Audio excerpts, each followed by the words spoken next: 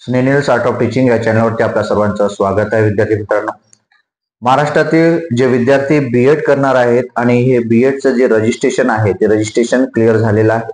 त्यानंतर रजिस्ट्रेशन झाल्यानंतर विद्यार्थी मित्रांनो, आता सध्या जी प्रोसेस चालू आहे त्यामध्ये विद्यार्थ्यांचे खूप प्रश्न आहेत आणि विद्यार्थ्यांचे गोंधळ उडलेला आहे. कशा संदर्भात?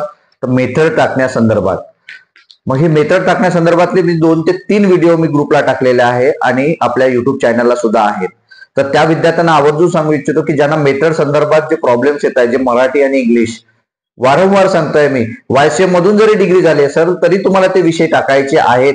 जे विषय तुम्ही मराठी इंग्लिश सोडून तुम्हाला जे काही विषय असतील ते तुम्हाला टाकायचे आहेत.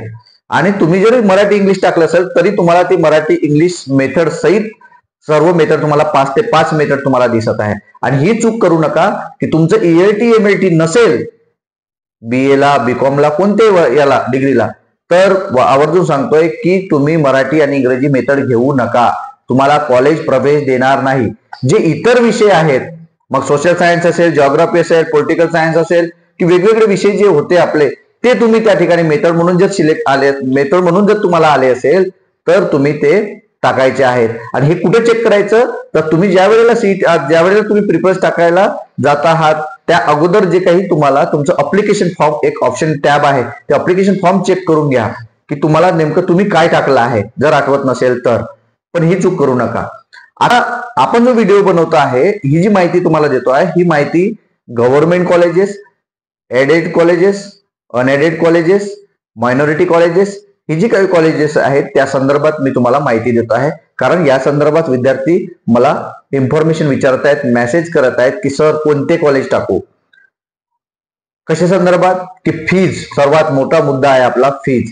की गव्हर्नमेंटची फीज किती असेल, एडिटची फीज किती असेल, अनएडिडची किती असेल, मायनॉरिटीची किती असेल, अशी फीज आपल्या सर्व विद्यार्थ्यांना म्हणजे वाटत आहे की गव्हर्नमेंट असेल तर जास्त फीज कमी लागेल आणि प्रायव्हेट असेल तर जास्त फीज लागेल आणि वेगवेगळ्या कॉलेजची वेगवेगळी फीज लागेल, असं त्या ठिकाणी विद्यार्थ्यांचा एक गैरसमज आहे. नंतर एससी आणि एसटी विद्यार्थी असेल तर यांना पूर्णपणे फी माफ असणार आहे, हे सुद्धा मी तुम्हाला सांगणार आहे. तर ह्याच्यापूर्वी सुद्धा मी माझ्या युट्यूबला या चॅनलला एक व्हिडिओ टाकलेला आहे की बीएड करायचं असेल तर मोफत करा, फ्री करा. पण ते सुद्धा मी तुम्हाला सांगणार आहे. विद्यार्थी मित्रांनो, आपण जर माझ्या चॅनलला पहिल्यांदा आले असेल, माझ्या चॅनलला सबस्क्राईब करा, जेणेकरून येणारे जे काही अपडेट असेल ते अपडेट आपल्या चॅनलवरती कायमस्वरूपी मिळत जाईल.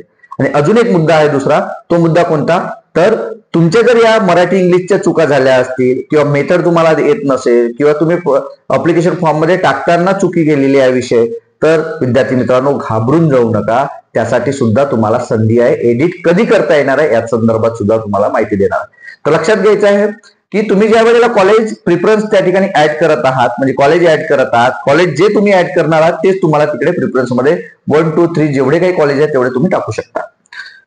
विद्यार्थी मित्रांनो, आपल्याला माहिती आहे की गव्हर्नमेंट कॉलेजची फीज ही कमी असते, हे आपल्या सर्वांना माहिती आहे. परंतु गव्हर्नमेंट कॉलेज हे रेग्युलर कॉलेज आहे, तुम्हाला डेली जावं लागेल. आणि जे बीएड करणारे, आता सध्या बीएड करणारे जे विद्यार्थी आहेत तर कोण आहे? रेग्युलर वाले कोणीच नाहीये. 90% विद्यार्थी रेग्युलर नाहीये. 90% विद्यार्थी कोण आहेत? जे गेल्या 5 वर्षापासून 6 वर्षापासून आपल्याच्याने काहीच झालेलं नाहीये. आणि शेवटी आता पर्याय म्हणून काय? तर विद्यार्थ्यांना आता माहिती आहे की शिक्षक भरती झालेली आहे, सर्वच गोष्टी झालेल्या आहेत आणि 3-3 टप्पे झालेले आहेत या टेटच्या माध्यमातून. आतापर्यंत 50,000 विद्यार्थी त्या ठिकाणी जॉईन झालेले आहेत. मग आता करायचं काय? तर बीएड आपल्याला 2 वर्ष करायचं आहे आणि ती इनरेग्युलर करून आपल्याला काय करायचं आहे? एमपीएससी किंवा स्पर्धा परीक्षेचा अभ्यास करायचा आहे. अशा प्रकारे विद्यार्थी हे बीएड करत आहेत. मग या विद्यार्थ्यांना जायचं नसते तर विद्यार्थ्यांना गव्हर्नमेंट कॉलेज घ्यायचं नाही, प्रायव्हेट कॉलेज घ्यायचं. आता फीज, गव्हर्नमेंट कॉलेजची फीज तुम्हाला जी काही कॅटेगरी आहे त्या कॅटेगरीनुसार तुम्हाला लागणार आहे. एससी एसटी असेल तर 2-4 हजार रुपये, 7-8 हजार रुपये तुम्हाला लागणार आहे. आणि तीच फीज तुम्हाला स्कॉलरशिपच्या माध्यमातून रिटर्न मिळणार आहे. म्हणजे तुमची जी फीज आहे ती 0 रुपये लागणार आहे. तुम्ही जर 6,000 रुपये भरले असेल ते तुम्हाला रिफंड मिळते 6 ते 7 हजार रुपये गव्हर्नमेंट कॉलेज. आणि प्रायव्हेट कॉलेज जे आहेत ते प्रायव्हेट कॉलेज लक्षात घ्यायचे. प्रायव्हेट कॉलेज 2 आहेत, एक अनएडेड आणि एडेड. एडेड म्हणलं तर प्रायव्हेट कॉलेज, परंतु सरकार त्याला अनुदान देत आहेत कॉलेज चालवायसाठी. आणि अनएडेड म्हणजे काय? सेल्फ फायनान्सवर चाललेलं, परंतु तुमच्या विद्यार्थ्याची ट्युशन कोण देतं? ट्युशन फीज किती होते? शासन देतं. त्याच्यामुळे दोन्ही लक्षात घ्यायचं आहे. जे अनएडेड क्लासेस एडेड वाले कॉलेजेस आहेत म्हणजे अनुदानित कॉलेज आहेत, त्या अनुदानित कॉलेजमध्ये सुद्धा तुम्हाला प्रवेश घेता येते, जे रेग्युलर नसते आणि आपल्या सर्व विद्यार्थ्यांना त्या ठिकाणी सर्व माहिती आणि सर्व जे चांगलं एज्युकेशन आहे ते सुद्धा मिळते, परंतु आपल्याला रेग्युलर जायचं नसते. मग अशा विद्यार्थ्यांनी या ठिकाणी असे विद्यार्थी या ठिकाणी प्रवेश घेऊ शकतात. मग प्रवेश घेतल्यानंतर तुम्हाला फीज ज्या वेळेला तुम्ही ऍडमिशन करायला जाता त्यावेळेला तुम्हाला त्या कॉलेजची फीस सांगितली जाते. किती सांगतात? कोणी 16,000 रुपये पर इयर सांगतात, कोणी 24,000, कोणी 30,000 आणि कोणी 40,000 रुपये पर इयर तुम्हाला सांगतात. कारण त्यांना माहिती आहे विद्यार्थ्यांना सध्या आता गरज आहे बीएडची. का तर शिक्षक भरती निघणार आहे म्हणून विद्यार्थी बीएड करताय. मग अशा वेळेला विद्यार्थी पैसे देऊन देतात. पण जे काही विना अनुदानित कॉलेजेस आहेत किंवा अनुदानित कॉलेजेस आहेत त्यांच्यासाठी सांगतोय विद्यार्थी मित्रांनो, जे एससी आणि एसटी बांधव आहेत त्यांनी एकही रुपया फीस त्या कॉलेजला द्यायची नाही. कारण या वेळेला जेव्हा यांनी फीज रेग्युलेटिंग ऍक्ट नुसार यांनी ठरवून घेतलेलं आहे की आम्ही कोणत्याही आदिवासी किंवा एससी विद्यार्थ्यांकडनं फीज आकारणार नाही. मग फीज कोण देणार? तर सरकार जेव्हा स्कॉलरशिप देणार आहे तेव्हा यांची फीज सरकार पे करणार आहे. त्यामुळे विद्यार्थी मित्रांनो तुम्ही फीज द्यायची नाही, कारण हे शासन निर्णयामध्ये नमूद आहे. मग आपल्याला गरज आहे, आपल्याकडे पैसे असेल तर तुम्ही मात्र देऊ शकता, परंतु नियम मी तुम्हाला सांगतोय की फ्री मध्ये कसं होईल. आणि मग हे जर तुम्ही 20,000 रुपये तुम्ही जर देत असाल तर कॉलेज तुमचे हे 20,000 रुपये परत देत नाही आणि तुमच्या माध्यमातून जे काही कॉलेज तुम्हाला शिकवलं म्हणून सरकार जे काही देत आहे तुमच्या माध्यमातून 20,000 रुपये ट्युशन फीज, हे तुमचे ट्युशन फीजचे 20,000 रुपये तुम्ही भरलेले आणि सरकारने कॉलेजला दिलेले 20,000 असा कॉलेजचा तो फायदा होत असतो. त्यामुळे कॉलेज तुमच्याकडून फीज घेत असते, लक्षात ठेवायचे आहे. म्हणून ही फीज तुम्ही जर सुजाण असाल तर जागरूक असाल तर नक्कीच ते फीज देणार नाही. आणि अशा वेळेला आपण तुमच्यासाठी मदत करणार आहोत, तो शासन निर्णय सुद्धा आपल्याला देणार आहे. कारण ही गरज कधी पडणार आहे तर पहिल्या राऊंड लागल्यानंतर तुम्हाला जेव्हा कॉलेजला तुम्ही जाल आणि जेव्हा तुम्हाला 20,000 40,000 रुपये फीज मागेल तेव्हा आवर्जून तुम्ही मला फोन करता किंवा ग्रुपला मेसेज करता की तुम्ही शासन निर्णय पाठवा सर, आम्हाला माहित नाही सर. तुम्ही स्वतः महाराष्ट्र शासनाच्या शासन निर्णयावरती जा, स्कॉलरशिपचा फ्रीशिपचा जे काही फॉर्म आहे ते जो GR आहे तो काढून घ्या, त्यात तुम्हाला सर्व उल्लेख दिसेल एससी आणि एसटी विद्यार्थ्यांसाठी. मग तिथली जरी फीज 20,000 रुपये असेल तर स्कॉलरशिपच्या माध्यमातून तुम्हाला ती परत मिळते. नंतर ओबीसी, एनटी, VJNT, SBC हे जे विद्यार्थी आहेत यांच्यासाठी 50% तुम्हाला माहिती आहे की भारत सरकार स्कॉलरशिप देते. मग यांची फीज जर 20,000 रुपये असेल तर तुम्हाला फीज विद्यार्थी मित्रांनो फक्त 10,000 रुपये भरायची आहे आणि 10,000 रुपये सरकार तुम्हाला स्कॉलरशिपच्या माध्यमातून देणार आहे. म्हणून तुम्ही ओबीसी, एनटी, VJNT जे काही विद्यार्थी आपले बांधव आहेत त्यांना सांगू इच्छितो की पूर्ण फीज 40,000 किंवा 20,000 तिथे भरायची नाही. जे काही हाफ फीज आहे म्हणजे 50% तुम्हाला स्कॉलरशिप आहे तर 20,000 असेल तर 10,000 तुम्हाला भरायची आहे, 40,000 असेल तर 20,000 रुपये तुम्हाला भरायचे आहे. आणि लक्षात ठेवायचे आहे जे फीज तुम्ही भरताय ते आवर्जून त्या कॉलेजकडनं त्याची रिसिप्ट घेणं, पावती घेणं तुमचं काम आहे. कारण जर तुम्हाला कॉलेजने फसवलं तर याच रिसिप्टवरती या कागदावरती तुमचे पैसे तुम्हाला रिटर्न मिळू शकते विद्यार्थी मित्रांनो. आणि कॉलेज पासून झालेली फसवणूक तुम्ही मात्र त्याच्यातून तुम्हाला न्याय मिळू शकते. त्यामुळे प्रत्येक कॉलेजकडला जे काही फीज देत आहे त्याचे आवर्जून तुम्ही त्याची स्लिप घ्या, आंधळे बनू नका, हे सर्व विद्यार्थ्यांना सांगू इच्छितो. म्हणून प्रत्येक कॉलेजची फीज या पद्धतीत असणार आहे.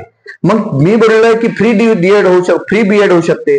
तर फ्री बीएड कोणत्या कॉलेजचं होईल लक्षात घ्यायचं आहे की जे कॅप राऊंड थ्रू प्रत्येक विद्यार्थ्याचे जे काय ऍडमिशन भेटणार आहे, कॅप राऊंड थ्रू ऍडमिशन तुम्ही त्या कॉलेजला भेटत आहे तर त्या प्रत्येक विद्यार्थ्याचं बीएड हे SC STचं फ्री होऊ शकते आणि होतेच. पण जे तुम्ही इंस्टिट्यूशनल राऊंड म्हणून जात असाल किंवा जे काही मॅनेजमेंट म्हणून जात असाल त्यांची गॅरंटी नाही, कारण त्यांना स्कॉलरशिप पण भेटत नाही. जे मॅनेजमेंट म्हणून जातात इंस्टिट्यूशनल म्हणून भेटते तुम्हाला, परंतु जे मॅनेजमेंट म्हणून 10% काही जागा असते त्यांच्या, त्या विद्यार्थ्यांना मात्र हे कॅप राऊंड थ्रू जात नाहीत, त्यांना मात्र पूर्ण फीज भरावं लागते आणि त्यांना स्कॉलरशिप सुद्धा मिळत नाही. ते कॉलेजवर डिपेंड असते. जर तुमचा स्कॉलरशिपचा फॉर्म भरला तर तुम्हाला ते मिळू शकते, कारण ते मॅनेजमेंट कोटा म्हणून तुम्ही जात असता आणि तुम्ही कोणत्याच कॉलेजला भांडू शकत नाही, त्यांना रिसिप्ट मागू शकत नाही. का तर तुम्ही मॅनेजमेंट म्हणून जाता आणि मॅनेजमेंट मध्ये कोण जाते, ज्यांना कमी स्कोर आहे तो मॅनेजमेंट म्हणून जात असते. म्हणून जे विद्यार्थी प्रॉपर अभ्यास केलेला आहे, ज्यांना चांगलं पर्सेंटेज आहे, त्यांनी प्रायव्हेट कॉलेज पण घ्या, कारण तिथं फीज लागत नाही. कारण तुम्ही कॅप राऊंड जाणार आहात, ती फीज तुमची सरकार भरणार आहे.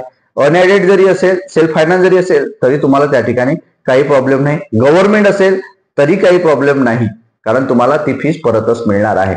म्हणून टाकताना गव्हर्नमेंट कॉलेज, एडेड कॉलेज आणि अनएडेड मधलं कॉलेज पाहून घ्यायचं की किती कायम विनानोंद असेल तरी पण तुम्हाला त्या ठिकाणी स्कॉलरशिप मिळणार आहे, हे सुद्धा सर्व लक्षात घ्यायचं विद्यार्थी मित्रांनो. आणि दुसरा एक मुद्दा जो होता, जे मी तुम्हाला सांगितलं की तुमच्या हातून जर चुका झालेल्या असतात, मराठी इंग्लिश मेथड नसेल टाकली किंवा टाकली असेल परंतु तुम्हाला त्या ठिकाणी दिसत असेल ना, तुम्ही टीएलटी एमएलटी नसेल, तुमचं नुकसान व्हायला नाही पाहिजे असं जर तुम्हाला वाटत असेल, मेथड तुम्ही पॉलिटिकल सायन्स असेल, ऍग्रिकल्चर असेल, मेडिकल असेल, फार्मसी असेल, हे जे तुम्ही जे काही विषय टाकलेले आहेत त्याचनुसार तुम्हाला मेथड येणार आहेत. आणि हे मेथड टाकताना चुकी करू नका. तुम्ही 2 न 3 मेथड दाखवत असेल तर 3ही मेथडला तुम्ही सिलेक्ट करू शकता, पण मराठी इंग्लिशला करू नका. जर ईएलटी एमएलटी असेल तर करा, नाही तर तुम्ही कॉलेजला गेल्यानंतर तुम्हाला कॉलेज अलॉट झाल्यानंतर ते कॉलेजवाले तुम्हाला प्रोफेस देणार नाहीत. मग असं जर चूक झाली असेल तर कधी तुम्हाला बदल करता येणार आहे? तर विद्यार्थी मित्रांनो, आता तुम्हाला फॉर्म एडिट करता येणार नाही, तर ह्या राऊंडची वाट बघून तुम्हाला पुढील जी प्रोसेस असणार आहे ती याच नुसार प्रोसेस असेल. कशी? तर पुन्हा एडिट करणे, पुन्हा प्रिफरन्स एक पाहणे, पुन्हा कॉलेज ऍड करणे, प्रिफरन्स लॉक करणे, पुन्हा मेथड तुम्हाला दाखवेल आणि यानुसार पुन्हा फॉर्म लॉक करणे आणि मग सेकंड राऊंड. तर तुम्हाला एडिट करता येणार आहे, पण कधी? फॉर्म म्हणजे हा राऊंड झाल्यानंतर. हे सुद्धा एक लक्षात घ्यायचं आहे. हेच दोन्ही पॉइंट जे होते हे महत्वाचे होते. ही जी अपडेट आहे ती अपडेट कशी वाटलं नक्की कळवा आणि अशाच अपडेट करता आपल्या चॅनलला मात्र सबस्क्राईब करा, कारण ही प्रोसिजर जशी जशी पुढे जाईल तसे तसे पूर्ण अपडेट आपण आपल्या चॅनलला कायमस्वरूपी देत आहोत. विद्यार्थी मित्रांनो, स्नेहल स्टार्ट अप टीचिंगच्या ग्रुपला तुम्हाला उत्तर मिळत आहेत, सोबतच तुम्ही फोन करत आहात त्याचं पण उत्तर तुम्हाला मिळत आहे. त्यामुळे आपले शहानिशा आपले जे प्रश्नाला अडचण निर्माण झाली, तुमचा जे काही समस्या निर्माण झाली त्याचं निराकरण करण्यासाठी कायमस्वरूपी आपण तत्पर आहोत. विद्यार्थी मित्रांनो, धन्यवाद.